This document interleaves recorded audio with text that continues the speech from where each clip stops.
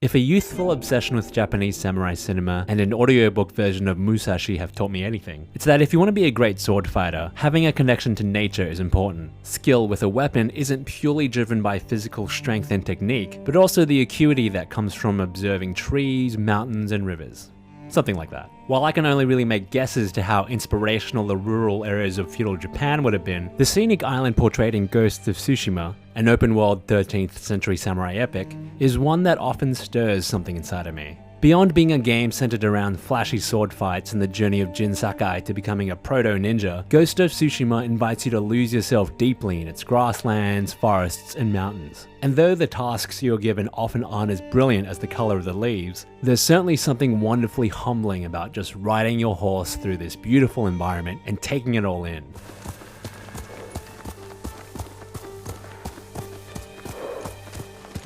And what an immediately beautiful world it is, full of bold, saturated colors, grandiose weather effects, and an overabundance of windswept leaves, petals, butterflies, and other small particles that make every location feel alive. The island of Tsushima is a painter's palette. Vibrant red and yellow forests sit atop of inviting green hills by day, and blinding sunsets soak everything in a deep orange. At night, bright white moonlight glistens off dark blue lakes and waterfalls to illuminate everything around you. The game has an option to turn everything black and white in order to mimic the samurai films of Akira Kurosawa, but using it forgoes Tsushima's own distinct visual identity. At times, it almost feels as if the art direction is trying a little bit too hard to draw attention to itself. And Ghost of Tsushima certainly makes a concerted effort to try and absorb you into its radiant world even further, with its deliberate lack of navigational information. There's no option for an on-screen minimap or a compass to see which way you're going, and objective markers are barely there. Instead, the game features an in-world device called Guiding Wind, in which the game's plethora of organic particles will subtly fall towards the location of whatever objective you need to reach. A swipe of the DualShock's touchpad will magically and visibly summon a strong gust that kicks up even more particles in an almost comically self-indulgent way, which acts as a more obvious nudge in the right direction. And it's a great system. Without anything to draw your eyes away from your character and the world, the Guiding Wind pushes you to pay more attention to your surroundings, to let you more quickly internalize key landmarks that help you get your bearings more easily later on, or just to feast your eyes. Other in-world devices like plumes of smoke, flying songbirds, foxes, torii gates, talkative non-player characters, and more help to guide you towards new activities. A lot of these activities also work in service of making sure you see Tsushima's good side. Foxes will invite you to follow them down charming paths to nearby Inari shrines. Torii gates will lead you to simple but daring-looking platforming challenges that reward you with spectacular vistas. Haikus ask you to sit down and reflect on your picturesque surroundings, and singing crickets will unlock songs for Jin's flute, which let you magically command the dramatic weather at will. You get equipment early on that helps you track down the game's myriad collectibles through the Guiding Wind and controller vibration, and some convenient touches, like a generous and very quick loading fast travel system, help make Tsushima be an incredibly pleasant place to move through, especially when you're armed with the game's robust photo mode to take screenshots with. While you do need to enter a menu-based world map if you want to go somewhere specific, without a marker to constantly signal your next objective's location, you definitely get a little less obsessed with taking the most direct route, and you feel more naturally inclined to just follow the winding roads around mountains and along riverbanks. Guiding Wind creates a flow that gives you plenty of opportunities to drive your own curious exploration. As an open-world device, it also succeeds in masking the feeling that you're simply being strung along by objective markers, even though that's still exactly what you're doing.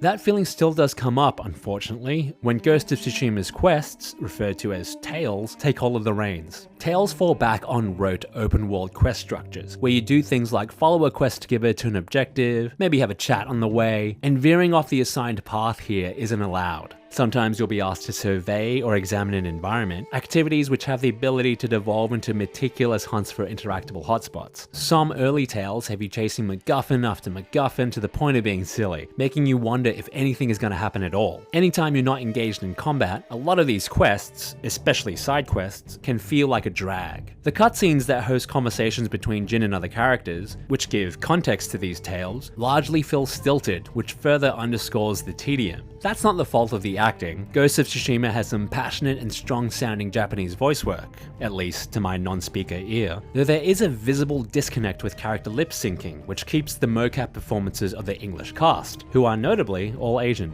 Even though I preferred the Japanese voice audio, the two tracks do offer some differences in regards to their overall tone. The voice work is largely let down by a noticeable lack of bodily expression in the almost motionless character models, meaning you're basically just watching a couple of talking heads most of the time. Now obviously that's not uncommon to see in titles of this nature, but it is a significant low point in a game that otherwise hits so many stylistic highs. The cinematography, which frames the characters in pleasing ways within the gorgeous scenery, instead does the heavy lifting to make sure these regular moments are at least somewhat pleasing to the eye, though wide shots do draw more attention to the fact that the two conversing bodies are standing perfectly still most of the time. This means a lot of the game's emotional arcs and vibrant characters don't hit as hard as they should. Ghost of Tsushima clearly aims to evoke Golden Age samurai cinema in many ways, but it doesn't manage to capture even a tiny amount of their vigor when it comes to exposition. Toshiro Mifune level gusto is completely out of the question here. Now there are some exceptions to this. The primary story quests give the characters involved a bit more freedom to move, and naturally benefit from hosting the more interesting plot threads. That of Jin's inescapable metamorphosis from a by-the-book samurai square to something a lot more unscrupulous for the greater good, and how this change affects the relationship with his loving but uncompromising father figure.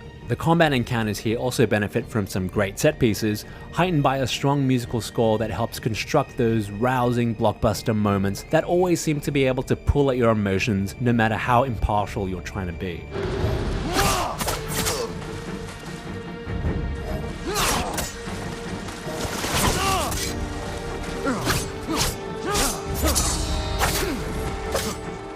Character-specific tales have a little more to offer too, and see Jin assist his closest allies with their own dire issues. These multi-part questlines can feel like wild goose chases, especially at the beginning of the game, but they all offer their own interesting, and violent, stories of familial bonds, one of the game's major running themes. Mythic tales are Ghost of Tsushima's most interesting quest offering, though they are few in number. These are explorations into the slightly more supernatural elements of the world, featuring their own special animated introductions. They attempt to pull away from the direct point-to-point structure of the other quests by asking you to do things like look at a hand-drawn map and use your own deductive exploration to find the objective location, or they might offer simple mechanical twists. They can still feel like wild goose chases, but the rewards for the more involved nature of them are significant. Aside from the main questline, this is your other avenue for earning new types of weapons, armor, and abilities, usually after a climactic one-on-one boss duel. Those duels, and Ghost of Tsushima's combat in general, is where the game does successfully evoke samurai cinema. Jin's katana remains your primary weapon throughout the whole game. It can fell enemies in a few quick slices, but likewise, Jin can also die quickly after a few good hits from opposing blades. This means blocking, parrying, and dodging are the main skills you need to learn how to both use and overcome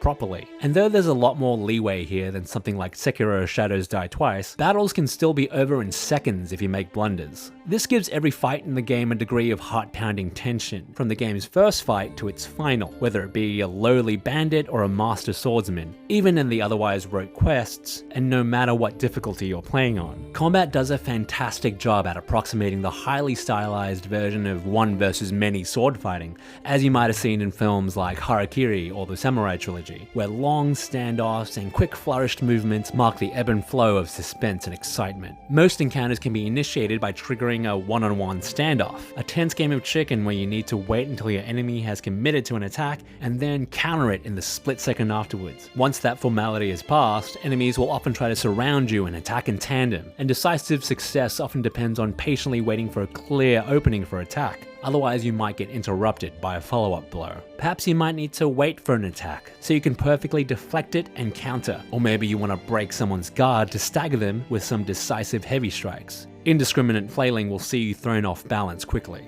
A resolve meter, which you charge by defeating enemies, earns you opportunities to perform devastating special attacks or heal yourself, creating small risk-reward decisions to think about. Frequently changing your active fighting stance to better handle the different kinds of weapons your opponents are wielding adds to the many considerations you need to make, as do ranged opponents and the extra tools you'll eventually have at your disposal as Jin begins to learn more deceitful methods of combat. Unlike the game's quest cutscenes, Jin's suite of animations, along with the gore and the foley associated with combat, do a lot to make the act of sinking a katana into flesh feel meaningful. Little flourishes like how Jin returns to stance after a kill, and the graceful movements that accompany a successful parry give everything an observable flow.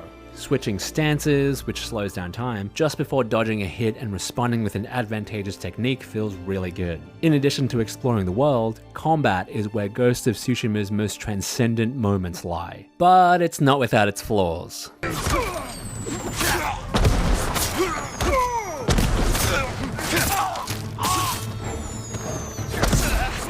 Combat is sometimes let down by a couple of major factors. When fighting on uneven terrain like staggered rock formations and inclines, the tightly interlocked cause and effect of parries and blows starts to unravel, resulting in holes where animations occur but their effects are not passed on. The camera can also be an issue. It should be noted that Ghost of Tsushima does not feature an enemy lock-on function as part of its tool suite. Presumably, this is because enemies are constantly attacking you from all directions, and you should always have the ability to react quickly. But continually having to worry about the camera in order to keep an eye on every enemy within attack range, while also thinking about parrying, executing attack strings, switching stances, dodging ranged projectiles, and keeping your health up so you don't die on the next hit, can sometimes be a little much. When you're fighting in an open, grassy field and the camera actually pulls back a bit to frame the dozens of enemies closing in on you, Ghost of Tsushima's sword fighting is absolutely sublime. But conditions aren't always perfect. The biggest camera issues regularly arise when fighting in tight spaces indoors or in cluttered areas like enemy encampments,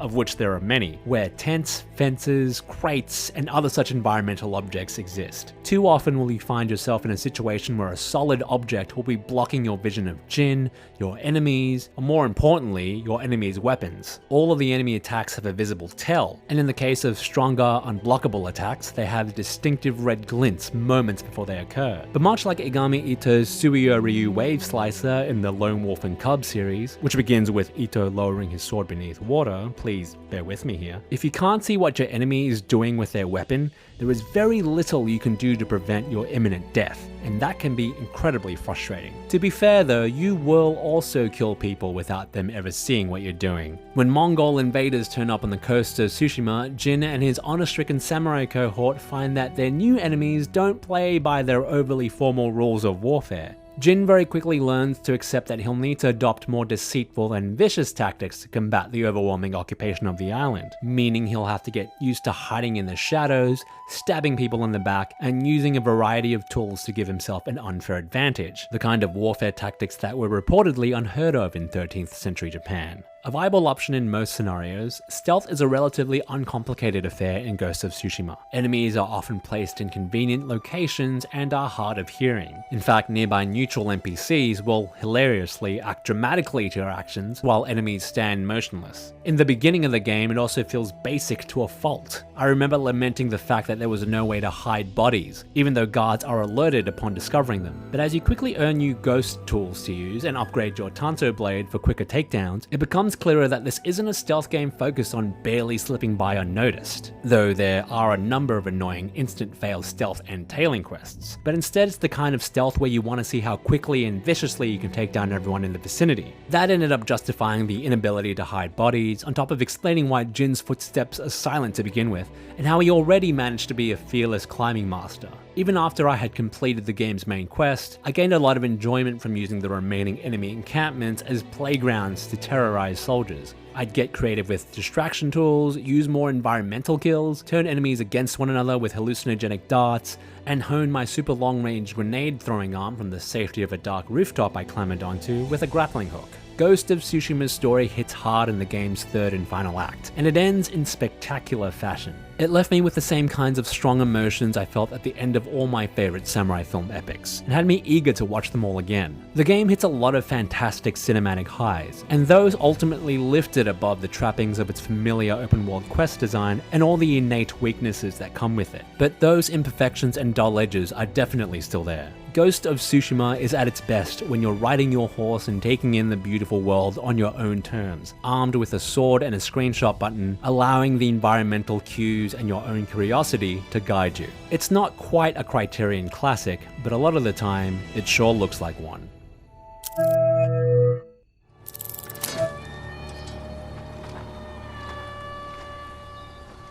I've never seen a samurai fight like that. was nothing.